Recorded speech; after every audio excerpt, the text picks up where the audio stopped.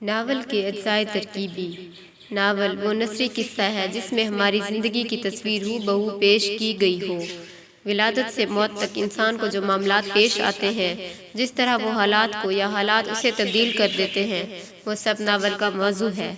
خلاصہ کلام یہ کہ ناول ایک ایسا آئینہ خانہ ہے جس میں زندگی کے سارے روپ دیکھے جا سکتے ہیں۔ لفظ ناول اطالوی زبان کا لفظ ناویلا سے نکلا ہے، جس کے معنی ہے نیا، عجیب یا انوکھا۔ ایچ جی ویلز کے مطابق اچھے ناول کی پہچان حقیقی زندگی کی پیشکش ہے۔ ناول کے اجزائے ترکیبی۔ ناول کے اجزائے ترکیبی کیا ہیں؟ یعنی وہ کیا چیزیں ہیں جن کا کسی ناول میں پایا جانا ضروری ہے۔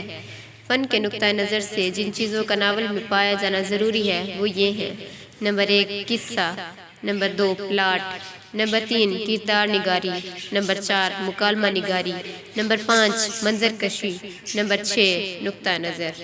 اب ان اجزاء کا مختصر تعارف پیش کیا جاتا ہے۔ نمبر 1 قصہ۔ قصہ وہ بنیادی شے ہے جس کے بغیر کوئی ناول وجود میں نہیں آ سکتا۔ کوئی واقعہ، کوئی حادثہ، کوئی قصہ فنکار کو قلم اٹھانے پر مجبور کر دیتا ہے۔ ایک ضروری بات اور، پڑھنے والے کو یہ قصہ بالکل سچا لگنا چاہیے۔ دوسری بات یہ کہ قصہ جتنا جاندار ہوگا، قاری کی دلچسپی اس میں اتنی ہی زیادہ ہوگی۔ اب یہ فنکار کی ذمہ داری کہ وہ اس دلچسپی کو برقرار رکھے۔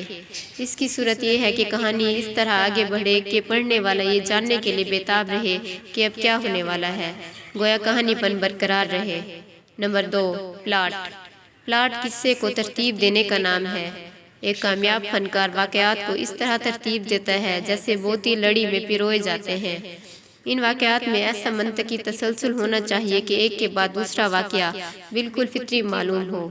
واقعات ایک دوسرے سے پوری طرح پیوست ہوں تو پلاٹ مربوط کہلائے گا، اور ایسا نہ ہو تو پلاٹ ڈھیلا ڈھالا کہلائے گا، جو ایک خامی ہے۔ امراؤ جان ادا کا پلاٹ گھٹا ہوا اور کسا ہوا ہے، جبکہ فسانہ آزاد کا پلاٹ ڈھیلا ڈھالا ہے۔ ناول میں ایک قصہ ہو تو پلاٹ سادہ کہلائے گا، ایک سے زیادہ ہوں تو مرکب، جیسا کہ امراؤ جان ادا میں ہے۔ کچھ دنوں بحث چلی کہ پلاٹ کا ہونا ضروری ہے بھی یا نہیں۔ ہماری زبان کا ناول شریف زادہ بغیر پلاٹ کے واحد ناول ہے، لیکن اصلیت یہ ہے کہ پلاٹ کے بغیر کامیاب ناول کی تصور ممکن نہیں۔ کردار نگاری۔ کردار نگاری ناول کا اہم جز ہے۔ ناول میں جو واقعات پیش آتے ہیں ان کے مرکز کچھ جاندار ہوتے ہیں۔ ضروری نہیں کہ یہ انسان ہی ہوں، حیوانوں سے بھی کام لیا جا سکتا ہے۔ یہ افراد قصہ کردار کہلاتے ہیں۔ یہ جتنے حقیقی یعنی اصل زندگی کے قریب ہوں گے، ناول اتنا ہی کامیاب ہوگا۔ کردار 2 خانوں میں تقسیم کیے جاتے ہیں، ایک پیچیدہ راؤنڈ، دوسرے سپاٹ یعنی فلیٹ۔ انسان حالات کے ساتھ تبدیل ہوتا ہے۔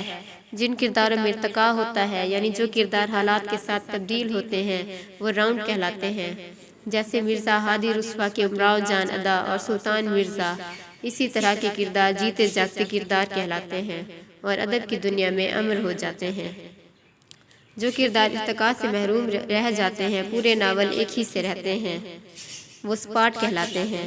نذیر احمد کے مرزا ظاہر دار بیگ اور سرشار کے ہوجی اس کی مثال ہیں۔ یہ دلچسپ ہو سکتے ہیں مگر سچ مچ کے انسانوں ملتے جلتے میں سے نہیں ہو سکتے۔ مکالمہ نگاری۔ مکالمہ نگاری پر بھی ناول کی کامیابی اور ناکامی کا بڑی حد تک دار و مدار ہوتا ہے۔ ناول کے کردار آپس میں جو بات چیت کرتے ہیں وہ مکالمہ کہلاتی ہے۔ اسی بات چیت کے ذریعے ہم ان کے دلوں کا حال جان سکتے ہیں اور انہی کے سہارے قصہ آگے بڑھتا ہے۔ مکالمے کے سلسلے میں 2 باتیں ضروری ہیں۔ ایک تو یہ کہ مکالمہ غیر ضروری طور پر طویل نہ ہو کہ قاری انہیں پڑھنے میں اکتا جائے۔ دوسری بات اس سے بھی زیادہ ضروری ہے، وہ یہ کہ مکالمہ جس کردار کی زبان سے ادا ہو رہا ہے اس کے حسب حال ہو۔ منظر کشی۔ منظر کشی سے ناول کی دلکشی اور تاثیر میں اضافہ ہو جاتا ہے۔ منظر کشی کامیاب ہو تو جھوٹا قصہ بھی سچ لگنے لگتا ہے۔ امراؤ جان ادا میں مرزا رسوا نے خانم کے کوٹھے کا نقشہ ایسی کامیابی کے ساتھ کھینچا ہے کہ پورا ماحول ہمارے پیش نظر ہو جاتا ہے۔ عرس، میلے، نواب سلطان کی کوٹھی کا ذکر ہے تو ایسا کارگر کہ ہم خود وہاں پہنچ جاتے ہیں۔ پریم چند کو بھی منظر نگاری میں بڑی مہارت حاصل ہے۔ شرر اور طبیب کے ناولوں میں یہ کمزوری نمایاں ہے۔ نقطہ نظر۔ نقطہ نظر جس میں خون کی طرح فنکار کے قلم سے نکلی ہوئی ایک ایک سطر میں جاری و ساری ہوتا ہے۔ ہر انسان اور خاص طور پر فنکار کائنات اور اس کی ہر شے کو اپنے زاویہ نگاہ سے دیکھتا ہے۔ جب وہ کسی موضوع پر قلم اٹھاتا ہے تو گویا اس پر اپنے خیالات کا اظہار کرتا ہے اور اپنا نقطۂ نظر واضح کرتا ہے۔ غرض یہ کہ ہر تخلیق کے پیچھے کوئی نقطۂ نظر کار فرما ہوتا ہے اور مصنف اسی کی خاطر تخلیق کا کرب جھیلتا ہے۔ مولوی نذیر احمد نے ابن الوقت یہ واضح کرنے کے لیے لکھا ہے کہ اس بے سوچے سمجھے نکالی انسان کو ذلیل و خوار کر دیتی ہے۔